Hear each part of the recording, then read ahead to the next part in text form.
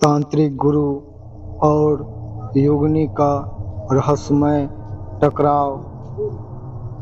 केरल, जहाँ हरे भरे जंगल में प्राचीन परंपराओं और तंत्र साधनाओं के रहस्य छुपे हुए हैं, जहाँ हर नदी, हर पेड़ और हर मंदिर अपने आप में किसी न किसी कहानी को समेटे हुए हैं। ऐसे ही एक कहानी जुड़ी है एक शक्तिशाली तांत्रिक और एक योगिनी के रहस्यमय टकराव से, जिसने पूरे क्षेत्र को भय और रहस्य से भर दिया। यह कहानी है गुरु विश्वमोहन की। केरल के पहाड़ी क्षेत्र में स्थित एक छोटे से गांव में उनका आश्रम था।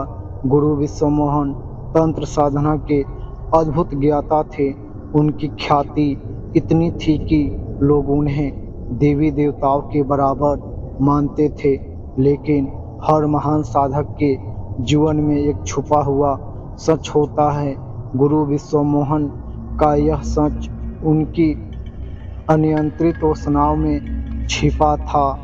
साधना की आड़ में उन्होंने कई भोली भाली स्त्रियों का शोषण किया। लोग उनके डर से कुछ नहीं कह पाते थे, लेकिन जंगल के देवता सब देख रहे थे। एक रात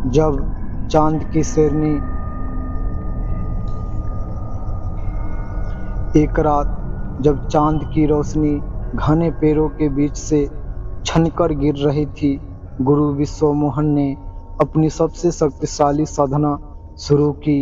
वह योगिनी को अपनी ओर आकर्षित करना चाहते थे। कहा जाता है कि योगिनी तंत्र विद्या की संरक्षिका होती है और उन्हें वश में करने का मतलब है अपार शक्ति प्राप्त करना।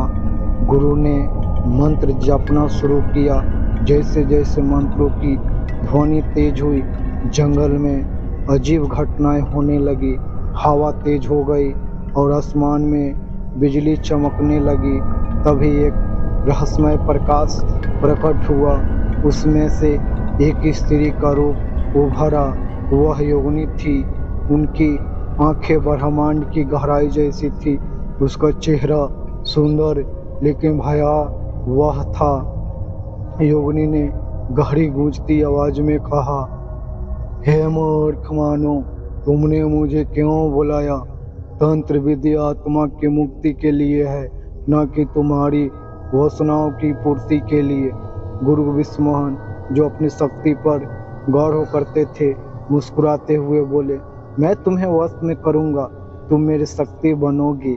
यह सुनकर योगिनी ने क्रोध में कहा, जो साधना वासना से दूषित हो वह साधक को नष्ट कर देती है।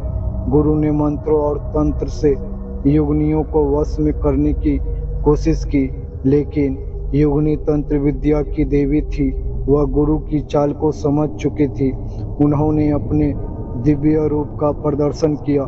जंगल में आग की लपटें उठाने लगी और गुरु के चारों ओर एक ऊर्जा चक्र बनाने लगा। कहते हैं उस रात के बाद गुरु विश्वमोहन कभी वापस नहीं आए। जो लोग उनके आश्रम गए, उन्होंने कहा कि जंगल में किसी की रोने और चीखने की आवाज़ सुनाई देती है। लोग दावा करते हैं कि वह गुरु की आत्मा है, जो अपने पापों की सजा भुगत रही है। कुछ ने यह भी कहा कि अगर कोई उस जगह पर साधना करने की कोशिश करता है तो वह वहां से जिंदा नहीं लौटता। योगिनी अभी उस जगह की रक्षा करती है और तंत्र का दुरुपयोग करने वाले को दंडित करती है। शिक्षा, यह कहानी सिर्फ एक चेतावनी है। तंत्र और साधना पवित्र होते हैं। इनका उपयोग स्वार्थ या वासनाओं के लिए नहीं किया जाना चाहिए। जो लोग इन शक्तियों का दुरुपयोग करते हैं, उन्हें इसका भारी दंड भुगतना पड़ता है।